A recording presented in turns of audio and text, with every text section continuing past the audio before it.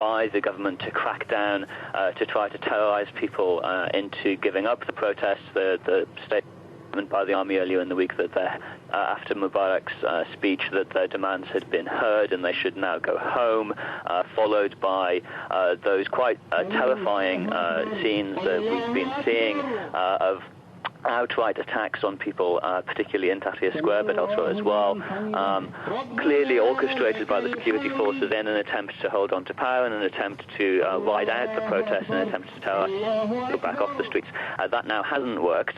It seems also that it hasn't been supported by the army, at least to the extent that the army has certainly not intervened on the side of the security forces.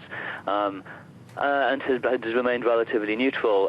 The government's promises of reform and so on, have not been enough. What people want is for Mubarak to leave. They're saying they'll now negotiate with Omar Suleiman, who of course is Mubarak's intelligence chief, someone very central to the regime itself. But we can expect the same kinds of demands that we saw in Tunisia, that what people want is not merely for the figurehead of the regime to leave, but for the regime itself to go, for a genuine transition to take place. Let's just talk about Omar Suleiman, the Vice President, for a moment. We're hearing from a New York Times report that he is in discussions with US officials and Egyptian officials to kind of transfer power, of the government's power, to him. Is that any kind of compromise for the people? Well, people have been saying that they are willing to speak to him. Certainly the major condition, I think, outstanding on the part of most of the protesters and most of the opposition parties is that Mubarak must go before negotiations can be engaged. People are that they are willing to speak to Omar Suleiman. No doubt Omar Suleiman would be a candidate in a presidential election down the road. He's the person that the Americans and the Israelis would no doubt like to see take over, but he's not a person that will have support by many Egyptians on the street, and he said that he may be someone that they can talk to, but they will want to see the back of him as well down the line. Now, in terms of managing the transition in the meantime, if he is able to hold things together on the side of the regime, and if Mubarak is willing to hand over power to Omar Suleiman, then indeed that might be a way forward. And I guess the key question is that if Mubarak goes, is Egypt going to be politically reconciled?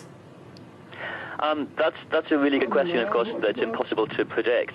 I think what we're seeing in terms of the way that Egyptian society, has very largely pulled together in the face of this assault from the regime, is that there is a great deal of basically national solidarity actually taking place right now in Egypt across all ideological shades of the spectrum, men, women, children, different generations, and we also know, that faced with the ruling party and the way that the ruling party has monopolized power over the past several decades, all of the different oppositional forces within Egyptian society have worked out ways of working together. The Muslim Brotherhood is very familiar with the other parties in the political spectrum. They're very familiar with ways of making deals with them. These are all people who can work together. They've been working together.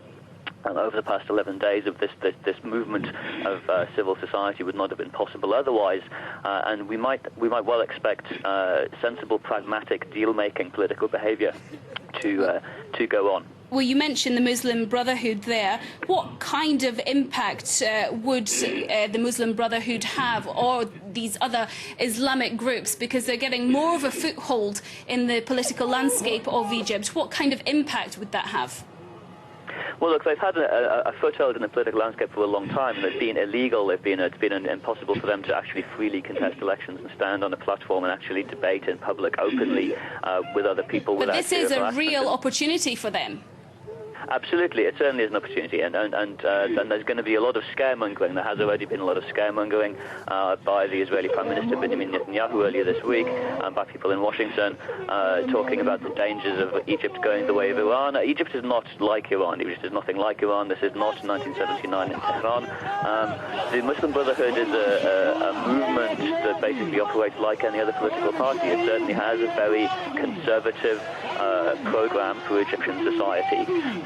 People support the Muslim Brotherhood for a number of reasons, the same reasons as they support Islamically oriented movements elsewhere in the region. They seem to be honest, they seem to be not corrupt, and they seem to stand up for the interests of the people. They seem to be concerned with issues like unemployment, with poverty, with disenfranchisement, and so on. And that's why they get support.